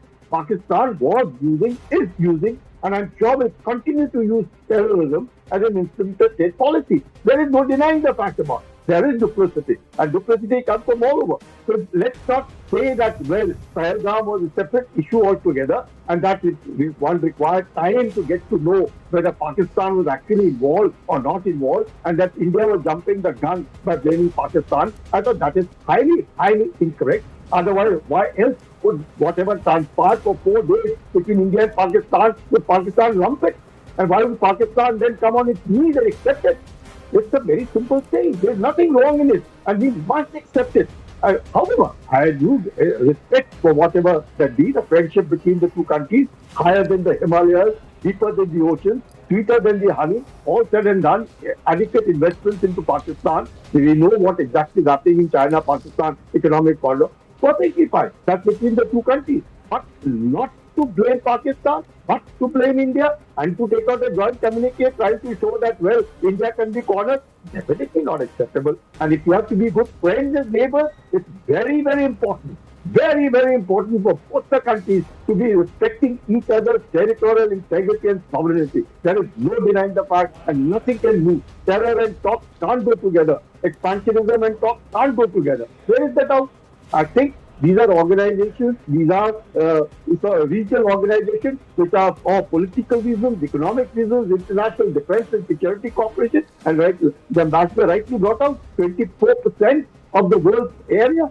Imagine 42% of the world's population, 23% of the world's GDP. What more better organization can it be? It's one of the finest organizations which, if the resources and the need of it is being there, and definitely an organization which has RAT, nothing else but RAT. RAT is what? A regional anti-terror structure. And that is basically it for that. I thought, yeah, well, there has been, and I'm so glad that our defense minister did not sign the joint communique, because it was very essential to be able to convey to all countries concerned that, look, terror has no religion, terror has no country, terror has nothing, terror is terror, and absolute terror, which must be condemned by one and all, irrespective from where it originates and who are the people responsible for it. Absolutely. In this case, Pakistan is responsible. Absolutely. And Victor Gao, this also sets the stage of what we are going to see in a few months from now. This is the SCO Defense Ministers meeting. We are going to be seeing the heads of state SCO meeting in a few months from now as well. Do you think this sort of sets the stage for what is expected to happen? Now, maybe China is, doesn't have an option, so to say, other than back Pakistan and try and take that nudge that Pakistan gives you your way, because there are millions of dollars as far as the CPEC project goes that are at stake for China and Pakistan. They have their interests to look at monetarily as well, which is perhaps why they're trying to take sides here. Is that what you think is happening? No, I don't think so. First of all, CPEC is a live, very dynamic global project, and CPEC is just part of that BRI global initiative.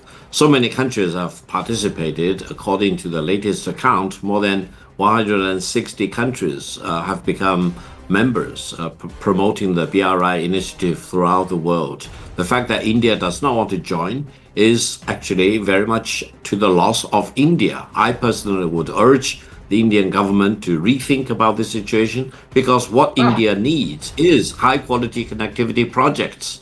And India, without doing its domestic connectivity projects, try to do this IMAC, for example, the India, Middle East, European corridor, is a pipe dream, because you need to build up your own domestic connectivity projects first before you can really demonstrate that you have the capability to build up connectivity projects outside of India. That's why it is time to call on India itself to reconsider the BRI initiative and try to become a very active participant. But India's benefit connectivity projects have the Indian people.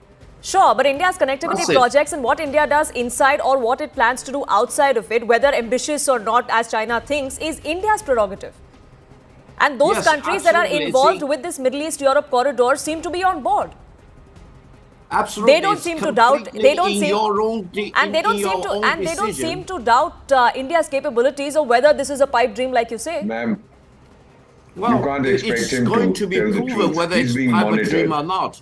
But it is not right for India to deny the best interest of the Indian people of not building up your own domestic connectivity. Who is China to tell us what is the interest of the Indian people? CPEC from happening and try to build up Professor Gao, India is not stopping. Professor Gao, India is not stopping China from doing what it's doing as far as the CPEC project goes in Pakistan. Unfortunately for China and for Pakistan, those people who live there have a problem with it, which is why we've seen the kind of protests that have broken out, the kind of violence that has broken out, unfortunate lives that have been lost of Chinese nationals. And yet, for some reason, India keeps getting blamed. But Deepak Vora, is this a pattern?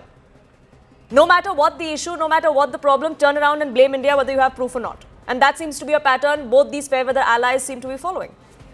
Ma'am, the good professor doesn't believe what he's saying, but the poor man doesn't have the possibility of saying his mind. Otherwise, we know the kind of system. I think 1.5 million Uyghurs also know what the problem is when you speak your mind.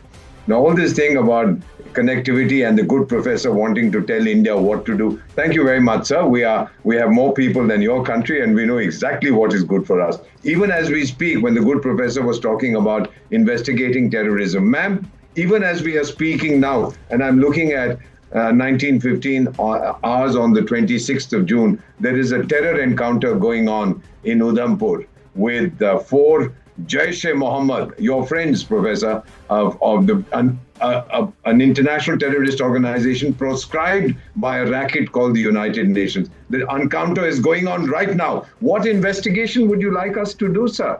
When they are coming with guns to kill innocent people. We say, wait. First, let's investigate who you are. Show us your passport. Show us your ID card. Oh, no, sir. No. We know because we have suffered. And when you suffer, when China gets hit, you hit back violently. We don't comment on that. That's your prerogative. So may I request you, Professor, we are very polite people, but we also know how to defend our interests. And what the general has just told you, one of the most highly decorated, let me complete, sir. One of the most highly decorated members of the Indian Army. We know what happened in Galwan. We know what part of Indian territory is occupied by 2 countries, in fact. We know it all. You can investigate till the cows come home. What we want is direct action, and this is what we are seeing today. One more terror attack from your buddies, higher than the mountains, deeper than the oceans, sweeter than honey. The honey has gone rancid, the mountains have fallen, the ocean is coming up to the surface. Let me just tell you, one more terror attack and all hell will break loose. And India has made that clear. Any future act of terror is act of war, and that's how it will be treated. Yes, Professor Gao, 30 seconds, please. I need to get in Lieutenant General Kulkarni as well. Yeah. Two points. One is that my advice for India is don't wear war on your lips.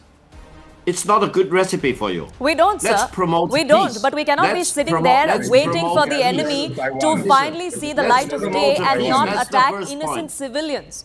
The second point is even more importantly, being a member of SCO, India, Pakistan, all the other members should work together to come up with a framework agreement. Absolutely, so they should work together to fight against terror. Why was that not seen today? Against any other country, and we should work together to get to the bottom of each of the terrorist attack and try to really get to the bottom of the situation. I agree with what you say, sir, but I think this advice was meant for Pakistan and not for India. Because so Pakistan, your ally, needs to listen to this. That we have to work together to fight terror. Unfortunately, China today couldn't manage to get that unanimity and get the sign on the dotted line of that statement which spoke about a fight against terror. The only outlier to prevent the joint communique from happening from the SCO defense minister. It's a great shame. Well, it's a shame that China couldn't do its job properly, sir, as the chair, because they should have put the mention of terror and fight against it in that document so that India would have signed on that dotted line. It is a shame. I agree with you. It is a shame that we could not gather unanimity on something as important as a united fight against terror. I agree with you there. But Lieutenant General Kulkarni, I want you to have the last word here. As far as this particular summit is concerned, reconsider its membership. Is this what we are going to be seeing from here on? If China and Pakistan have decided to band together, we are going to be seeing several such summits where India, Pakistan, India, China are going to come face to face. Maybe is this India now should led the stage? Its membership of SCO. That's my personal recommendation. Yeah, I agree with Mr. Victor. No country should have war, and no country should have war on its lips, and no country must instigate either. Now let's take the case of the CCEC. Where does it run from? China knows it where it runs from. From an area which is claimed by us and has been taken over by us. Not only just that, it is not part of India. And if you have it, go through it, and then you say, well, let's not talk war, let's keep instigating each other, but let's not talk war, that's hypocrisy. And that hypocrisy must not be acceptable. We must be friends, we are neighbors, we must be friends, there is no doubt. And I as a military man would say, we must be friends, there is no doubt about it. Because we are the ones who guard it, we understand what it means. But it is very important not to have war with this thing. You must not instigate either. You cannot instigate Pakistan. You cannot use Pakistan to keep, keep troubling India. Absolutely. That is not done. Absolutely, and friendship is not a sign of weakness. It does not mean that we'll sit idly by while we see the enemy come into our territory and spill blood of innocent civilians. I have to leave it there. I thank you, gentlemen, for joining us here on this edition of The Right Stand. The other story that we are going to be talking about is a historic leap, and that's the successful docking of Axiom 4.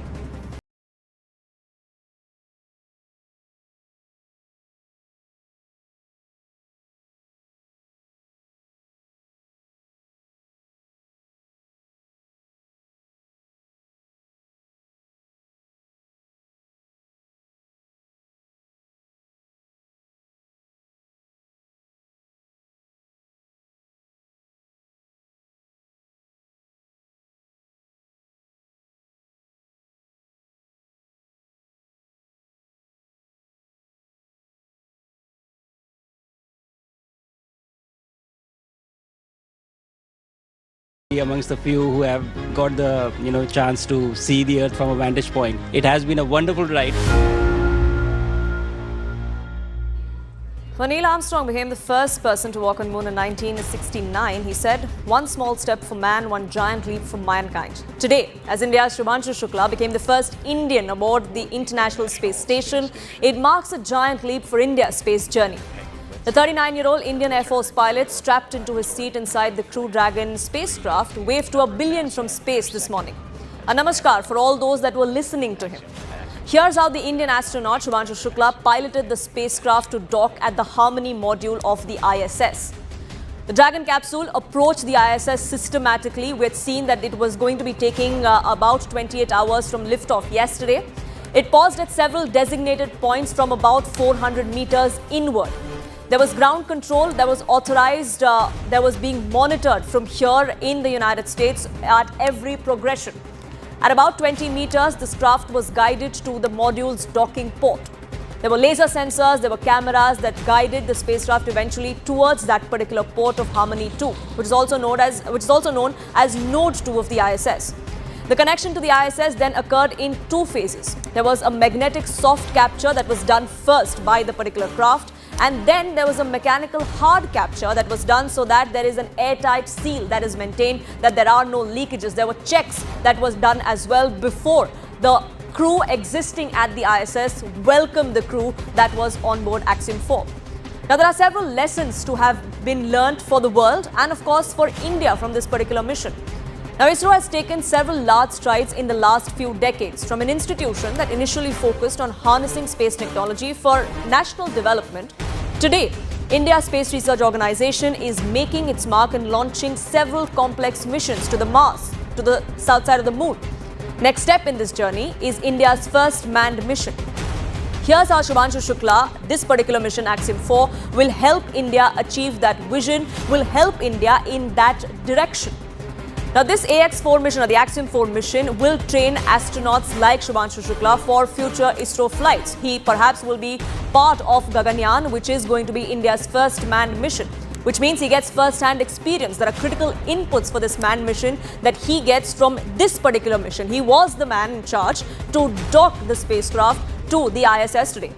Gaganyaan will be building on the experiments that are going to be done by Axiom 4. Remember, there are at least 60 experiments that are being conducted during this 14-day period that the 4-member crew is going to be at on board the ISS. Another reason why this particular mission helps India, helps ISRO, is that it helps to develop and validate technology for all future missions, not just for Gaganyaan, for all future missions that we plan to. It also does boost India's vision to establish a Bharatiya Antariksh Station. That's something that is being hoped for, that is being envisioned by 2035.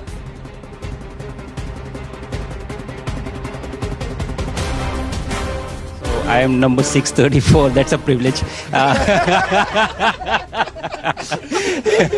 No, but to be fair, it is a privilege to be amongst the few who have got the chance to see the Earth from a vantage point that I have been able to see now.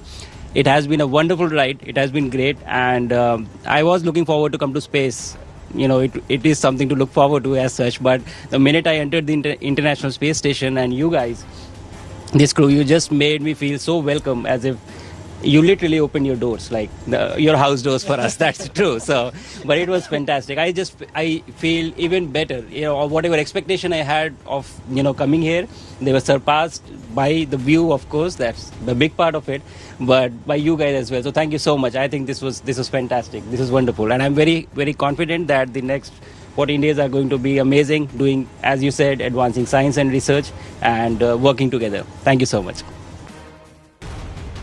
Let's open this up. Dr. Amitabh Ghosh, space scientist, member of NASA's Mars Exploration Rover, is with us on this broadcast. Sean Proctor, American astronaut, and Jonathan Levy, space commentator, is with us as well.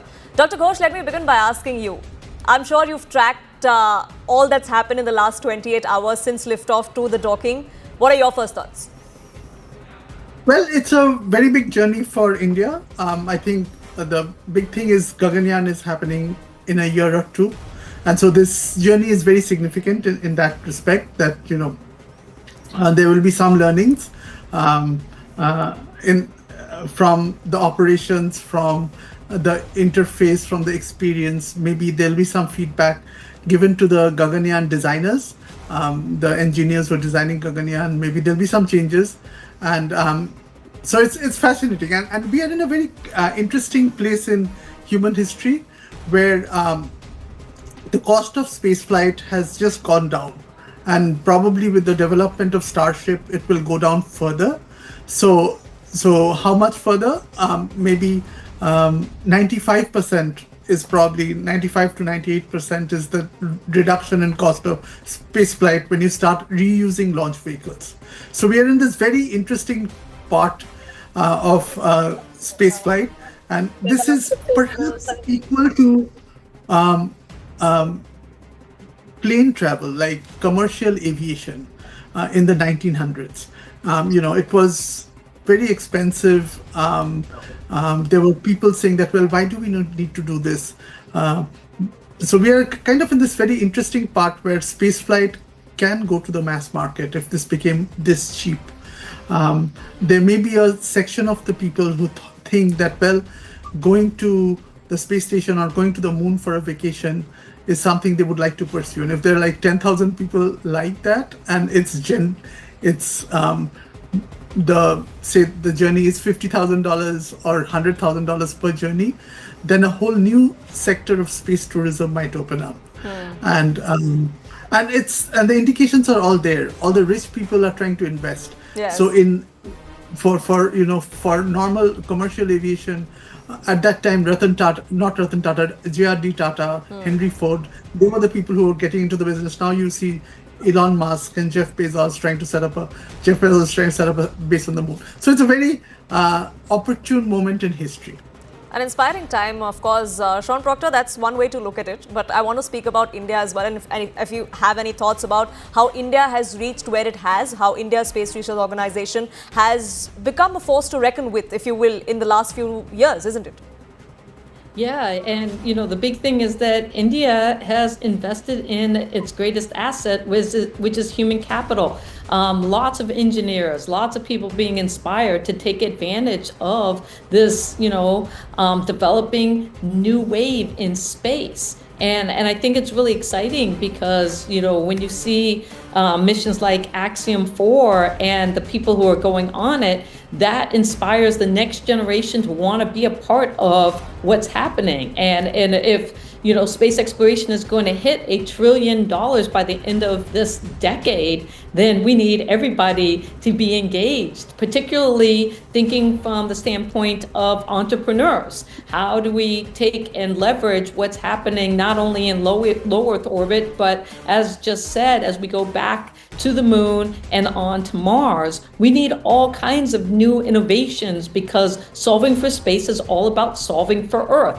When we talk about why go to the moon and on to Mars, because human space flight, when we're solving those hard questions like what is the best energy for the moon, or what is the best water recycling for the moon, or what is the best food system to grow on Mars, those innovative solutions are created here on Earth. And I know that India is going to be part of helping us find those solutions. And the great part about that is that those solutions become spin-off technologies to make Earth more sustainable. And that's really why we push ourselves to go out there, is really so that the Earth can not just survive but thrive for the future generations.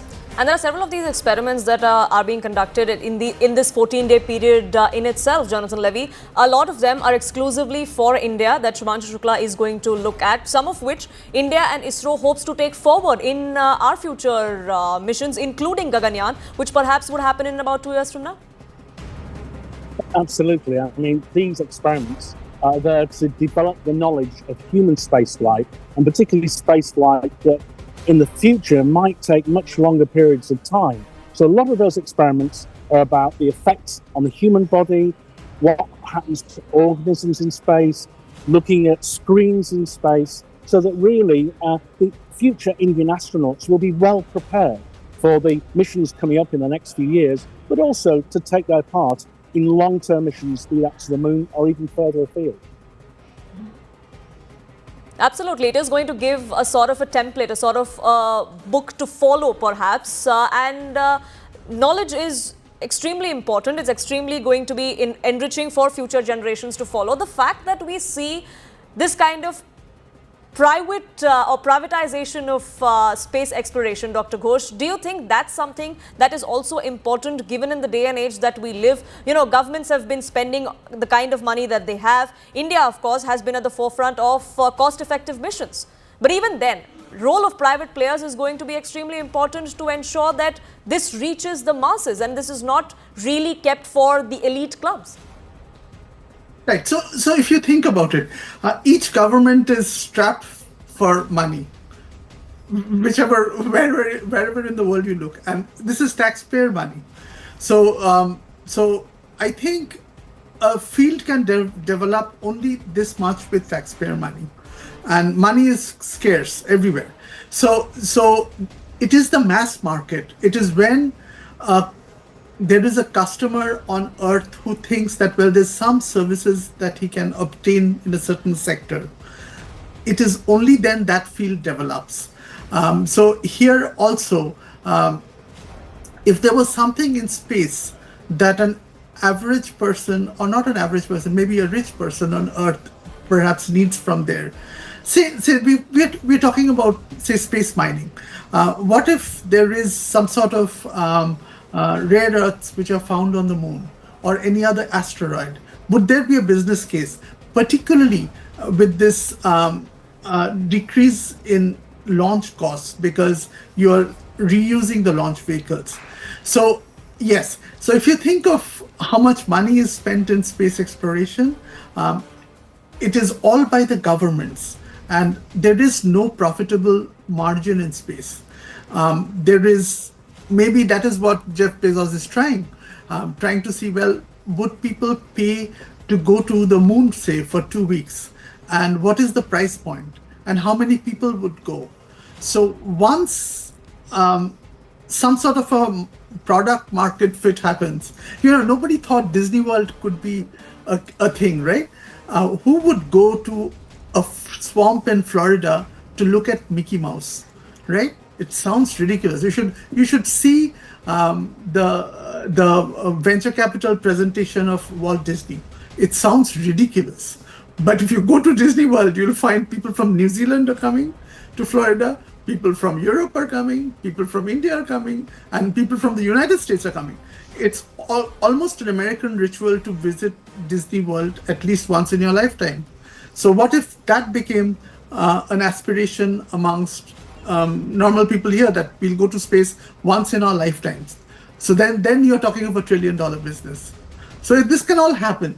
But Sean Proctor, could that actually happen? I mean, is that something that you see happening? Because, well, we'd want the moon to be Disneyland, but it's not going to be that easy. It's not going to be as easy to go to Disneyland or to any other place on Earth as we would want going to space to be.